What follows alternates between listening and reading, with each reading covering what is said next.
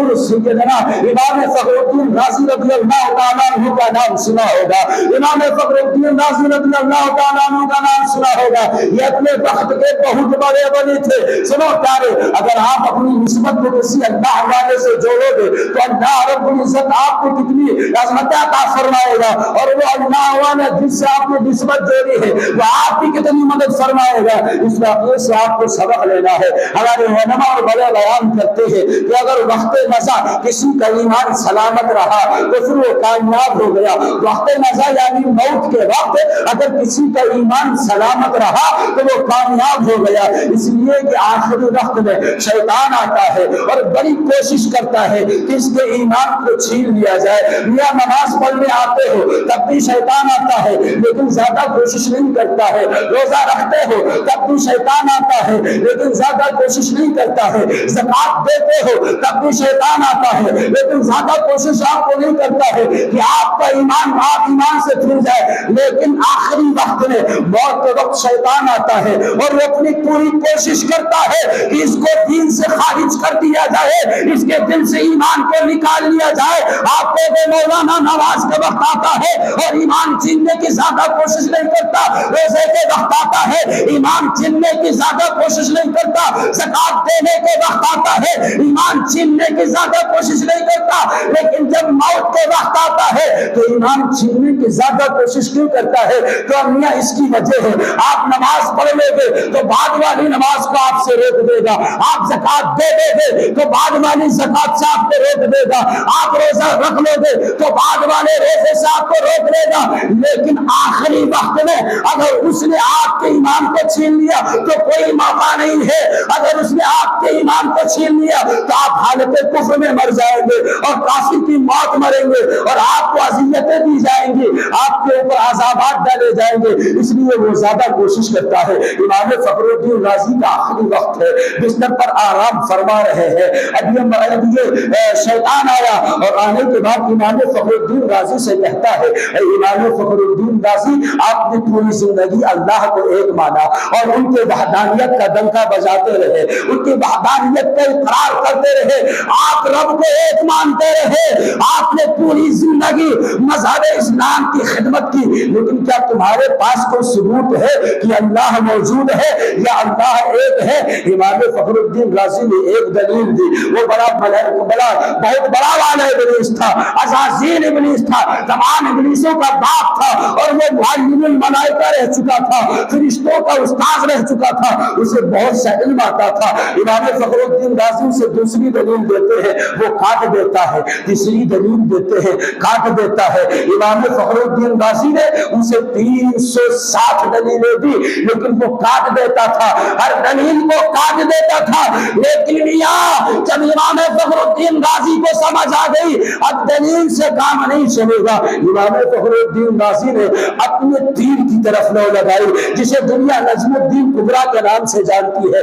نجم الدین کبریٰ کی طرف لو لگائی اور لو لگانے کے بعد کہا, امام فخر الدین رازی آخری وقت میں ہے, اس کے ایمان کو ڈاکو لوٹ رہے ہیں, اس کے ایمان پر ڈاکہ ڈالا جا رہا ہے. اے نجم الدین کبریٰ, پوری زندگی مذہب اسلام کی خدمت کرتا رہا لیکن اگر آخری وقت میں میں رب کا ایک ہونے کی دلیل نہ دے سکا, رب کے ایک ہونے کی دلیل نہ دے سکا, رب کے موجود ہونے کی دلیل نہ دے سکا تو پھر میرا معاملہ خراب ہو گیا. نجم الدین کبریٰ سے یہ بات کر رہے ہیں. نجم الدین کبریٰ کیا کر رہے ہیں؟ وضو بنا رہے تھے.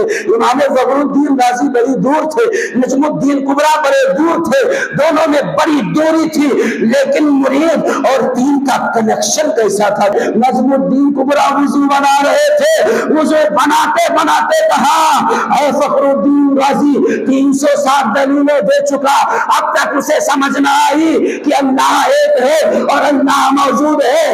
اس کو اب دلیلوں کی ضرورت نہیں ہے, جیسا اس کا سوال ہے ویسا اس کا جواب دو. فخر الدین رازی نے کہا, حضور جواب بتائیے.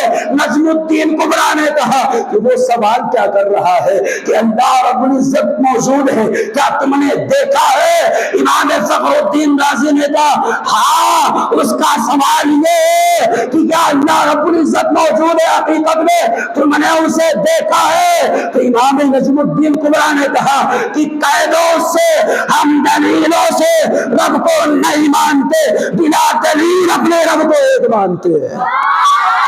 ہم دلیل سے رب کو ایک نہیں مانتے، بنا دلیل اپنے رب کو ایک مانتے ہیں۔ اب جیسا اس کا سوال تھا ویسا جواب مل گیا۔ امام فخر الدین رازی نے کہا تو پوچھ رہا ہے کہ رب موجود ہے اور کیا رب کو آپ نے دیکھا ہے تو آپ دین کی تبلیغ کر رہے ہو اور رب کے ایک ہونے کا اقرار کر رہے ہو، تو سن، ہم رب قدیر کو بنا دلیل ایک مانتے ہیں، بنا دلیل موجود مانتے ہیں۔ میاں بنا تشکیل تنصیب مجھے جملہ دینے دو کہ جس طریقے سے امام فخر الدین رازی نے اپنی مشکل کے وقت نجم الدین کبریٰ کو پکارا، پیر نے مشکل کشائی کی، اسی طریقے سے مشکل وقت میں آپ بھی بڑے پیر کو پکارو، بڑے پیر آپ کی دستگیری کریں گے، اور جب دستگیری کر کے آپ کا بیڑا پار ہو جائے تو آپ کہتے ہوئے نظر آؤ کہ واہ کیا مرتبہ اے غوث ہے بالا تیرا، اونچے اونچوں کے سروں سے قدم آلا تیرا، اونچے اونچوں کے سروں سے قدم آلا تیرا۔ یہ ہے نسبت کی برکت۔ آخری وقت ہے، جواب نہ بن پڑا، پیر کو پکارا، پیر نے جواب دیا، ایمان سلامت، ایمان سلامت، ایمان پر خاتمہ ہوئی۔ میاں آپ بھی اپنی نسبت کسی اللہ کے ولی سے جوڑ لو۔ وقت نزا یہ ابلیس اگر تمہارے پاس آئے اور ایمان پر ڈاکہ ڈالنے کی کوشش کرے تو آپ بھی پکار لو، انشاءاللہ عز و جل وہ جس سے آپ نے نسبت جوڑی ہے اگر وہ شریعت مطہرہ کے پابند رہے ہیں تو انشاءاللہ آپ کی مدد فرمائیں گے۔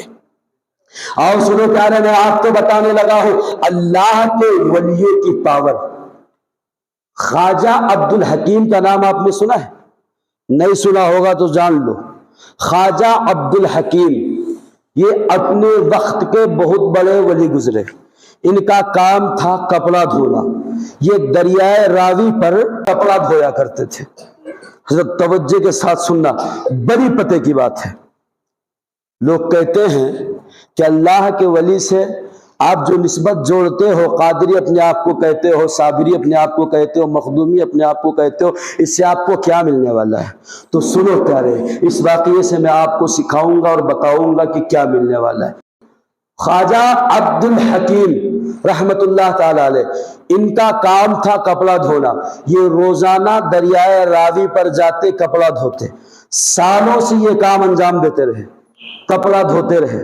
خواجہ عبد الحکیم رضی اللہ تعالیٰ عنہ، ایک مرتبہ ہندوؤں کی بارات ادھر سے گزر رہی تھی اور اتفاق سے ہندوؤں کو دریائے راوی پار کر کے گاؤں میں جانا تھا، یعنی جہاں پر ان کی بارات جانی تھی وہ دریائے راوی کے اس طرف جانی تھی، اور یہ لوگ دریائے راوی کے اس طرف تھے، ایک طرف تھے، دوسری طرف انہیں جانا تھا۔ دور دور تک کوئی پل نہیں، دور دور تک پار کرنے کا کوئی سراغ نہیں، کوئی رستہ نہیں۔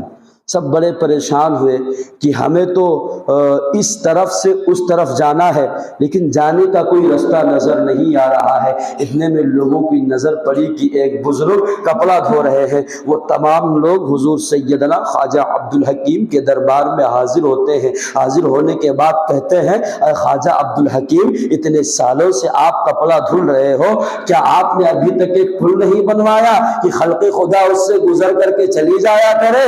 آپ اتنے دن سے کپڑا دھو رہے ہو لیکن ابھی تک آپ نے کوئی پل نہیں بنوایا۔ خواجہ عبد الحکیم نے کہا، تم سے کیا کام ہے، پل بنوایا جائے یا نہ بنوایا جائے؟ لوگوں نے کہا کہ ہمیں اس پار جانا ہے۔ خواجہ عبد الحکیم نے کہا، اس پار جانا ہے؟ لوگوں نے کہا ہاں۔ خواجہ عبد الحکیم نے کہا، پھر پل کی کیا ضرورت ہے، جانے کی بات کرو، میں تمہیں بھیج دیتا ہوں۔ خواجہ عبد الحکیم نے اپنے کپڑے کے تھان کو کھولا اور کھولنے کے بعد اسے پورا پھیلا دیا، اور پھیلانے کے بعد کہا، اس کپڑے کے تھان کے اوپر سے گزر جاؤ۔ لوگ ڈر رہے تھے کہ یہ کس طریقے کی بات ہے، یہ کپڑا بنا ہمیں دریا سے کیا بچائے گا، ہم تو اس طریقے سے ڈوب جائیں گے۔ لوگ ڈر رہے تھے۔ لوگوں نے خواجہ عبد الحکیم سے کہا کہ کپڑا بچھا دیا اور کہہ رہے کہ آپ اس پار چلے جاؤ، ہم تو ڈر رہے ہیں، اگر آپ اپنے دعوے میں سچے ہیں تو آپ ہی پہلے پار ہو کے دکھائیں۔ آپ ہی پہلے پار ہو کے دکھائے۔ خواجہ عبدالحکیم کو چیلنج، اللہ کے ولی کو چیلنج۔ خواجہ عبدالحکیم نے کہا میں تو بعد میں پار ہوں گا، میں تو بعد میں جاؤں گا، پہلے میرا بیل جائے گا، میں تو بعد میں جاؤں گا، پہلے میرا بیل جائے گا۔ خواجہ عبدالحکیم نے اپنی بیل کی طرف اشارہ کیا اور کہا کہ یہ تو نان مسلم ہے، یہ تو ہندو ہے، باراتی ہے، یہ تو ان کو تو اس طرف جانا ہے، لیکن ان کا ایمان کمزور ہے، تو مسلمان کا بیل ہے، تو ایمان مارے کا بیل ہے، تو مومن بیل ہے، جا میری طرف سے تو ان کو راستہ دکھا دے اور اس کپڑے کے اوپر سے پار ہو جا۔ اب خواجہ عبدالحکیم کا بیل اٹھا اور اٹھنے کے بعد اس کپڑے پر چلنا شروع کیا۔ جیسے جیسے بیل جا رہا ہے، پیچھے پیچھے ہندوؤں کی بارات جا رہی ہے، لوگ اس پار چلے گئے اور جب واپس آئے اسی کپڑے پر چل کر کے تو خواجہ عبدالحکیم سے کہا سرکار آپ نے بڑی آسانی سے یہ راستہ پار کروا دیا، اور کپڑے میں جب اتنی طاقت ہے تو آپ میں کتنی طاقت ہوگی۔ اور خواجہ عبدالحکیم آپ کس کے ماننے والے؟ عبدالحکیم نے کہا ایک رب کو پوجنے والا، مصطفیٰ کا ماننے والا۔ لوگوں نے کہا کہ جب ماننے والے عبدالحکیم کے اندر اتنی طاقت ہے تو جس کو مانتا ہے اس رب کریم میں کتنی پاور ہوگی۔ سارے لوگ عبدالحکیم کے قدموں میں گرے اور گر کر کے مسلمان ہو گئے، سب نے کلمہ پڑھ لیا اور اپنے آپ کو آغوش اسلام میں شامل کر لیا۔ میاں اب میں یہیں پر روک کر کے آپ کو بتانا چاہتا ہوں کہ سمندر پر کپڑا بچھا دینا اور اس کے اوپر سے پار ہو جانا لوگ، یہ کوئی معمولی بات نہیں ہے۔ اگر آپ کو کہا جائے کہ آپ فلاں جگہ چلے جاؤ، وہاں پر ایک گڑھا ہے اور اس طریقے سے اس گڑھے پر سے گزر جاؤ کہ آپ کے پاؤں میں پانی نہ لگے، تو آپ نہیں گزر سکتے۔ اگر پل بھی بنا ہو، پل ذرا نیچے ہو اور اس کے ٹوٹنے کے خطرات ہو تو آپ اس کو پار نہیں کریں گے۔ لیکن میاں یہاں تو پل بھی نہیں ہے، نیچے پانی رواں دواں ہے، اوپر کپڑا بچھا ہے، چلنے والا آگے بیل ہے، پیچھے ہندو بارات ہے اور دیکھنے والا عبدالحکیم ہے۔ میاں لوگوں جب واپس آئے عبدالحکیم کے قدمے پر گر پڑے اور سب نے کلمہ پڑھ لیا۔ تم بھی اللہ کے ولیوں سے پیار کرو، اللہ کے ولیوں کے قدم سے لگ جاؤ۔ جس طریقے سے خواجہ عبدالحکیم نے اس ہندو بارات کو پانی پر چلا کر کے دریا پار کرا دیا تھا، اسی طریقے سے خواجہ عبدالحکیم جہنم کے اوپر بنی ہوئی پل صراط پر ہماری انگلی کو پکڑ کر کے پار کرتے ہوئے نظر آئیں گے۔ لیکن بس شرط یہ ہے کہ اللہ کے ولیوں سے محبت کرو، کسی اکوڑے پکوڑے کے کہنے کے چکر میں مت آؤ، کسی 24 نمبریہ کے کہنے کے چکر میں مت پڑو، اس لیے کہ یہ ظاہراً بغاوت کرتے ہیں اللہ اور اس کے رسول کے محبوب غلاموں سے۔ اور یہ 11ویں شریف کا مہینہ، لوگ فتوے دیتے ہیں کہ 11ویں کا کھانا خنزیر کے کھانے کے برابر ہے، معاذ اللہ رب العالمین۔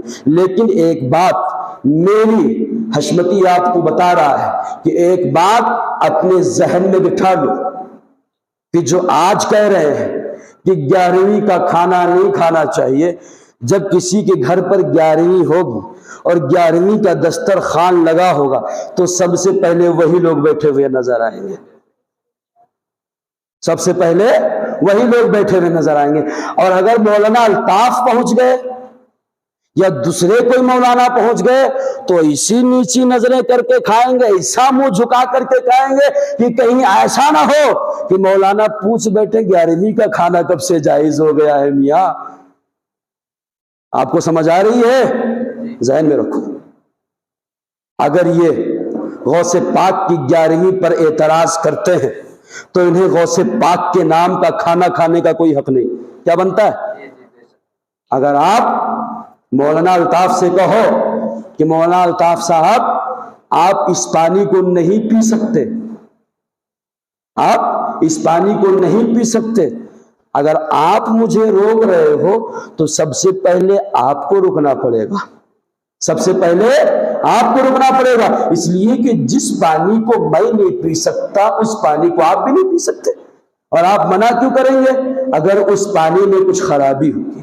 اب اگر آپ ہمیں منع کریں کہ آپ یہ پانی نہ پیجیے گا، پھر میں تھوڑا گھوم کر کے کسی طرف چلے جاؤں اور آپ وہ پانی اٹھا کر کے پی لیں، بعد میں مجھے پتا چلے تو میں آپ کو کیا کہوں گا؟ کیا کہوں گا؟ اس سے بڑا بدبخت کوئی ہو ہی نہیں سکتا، اس سے بڑا بدبخت کوئی ہو نہیں سکتا، اس لیے کہ یہ مجھے تو منع کر رہا ہے کہ یہ پانی نہیں پینا اور خود پی رہا ہے۔ میاں بس یہی تو سمجھانا چاہتا ہوں کہ جو لوگ 11ویں کے کھانے کو ناجائز قرار دیتے ہیں ان لوگوں کے لیے جائز کب سے ہو گیا؟ بالکل جائز نہیں ہے۔ اگر کوئی 24 نمبر والا یہ کہنے والا تمہیں دسترخوان پر نظر آئے تو یہ کہہ رہا ہو کہ غوث پاک کی 11ویں کا کھانا نہیں کھانا چاہیے، اگر دسترخوان پر بیٹھا ہو تو ہلو اس کے کان میں جا کر کے کہیے گا، ارے مولوی صاحب اگر یہ کھانا ہمارے لیے حلال نہیں ہے تو کیا تمہارے لیے کوئی دوسری شریعت آ گئی ہے جو بیٹھ کر کے کھا رہے ہو؟ کوئی دوسری شریعت آ گئی جو بیٹھ کر کے کھا رہے ہو؟ قسم خدا کی اگر اتنا آپ اس کے کان میں کہہ دو گے وہ سمجھ جائے گا یہ ایسے بات نہیں کر رہا ہے، اس کے اوپر غوث پاک کا فیضان اتر رہا ہے، اس کے اوپر غوث پاک کا فیضان اتر رہا ہے۔ میاں غوث پاک سے پیار کرو، اس لیے کہ غوث پاک کی بڑی شان ہے، 11ویں سے پیار کرو، 12ویں سے پیار کرو اور 10ویں سے پیار کرو، اس لیے کہ 11ویں کو نسبت غوث پاک سے ہے، 12ویں کی نسبت مصطفیٰ پاک سے ہے اور 10ویں کی نسبت حسین پاک سے ہے۔ تینوں سے پیار کرو، اور جب بھی کسی اللہ کے نیک بندے کی ذکر کی محفل سجائی جائے تو اس میں شرکت کرو اور ان کا تذکرہ کرو، انشاءاللہ عز و جل بزرگان دین کا فیضان آپ کے اوپر جاری و ساری ہوگا۔ اللہ رب العزت سے دعا ہے کہ ہم تمام لوگوں کو کہنے سے زیادہ عمل کرنے کی توفیق عطا فرمائے۔ ہمارے کہنے میں یا سامعین کے سننے میں اگر کسی بھی قسم کی غلطی ہوئی اور رب قدیر کے بارگاہ میں توبہ گو ہوں، استغفر اللہ ربی من کل ذنب واتوب الیہ وما علینا الا البلاغ۔ السلام علیکم ورحمۃ اللہ۔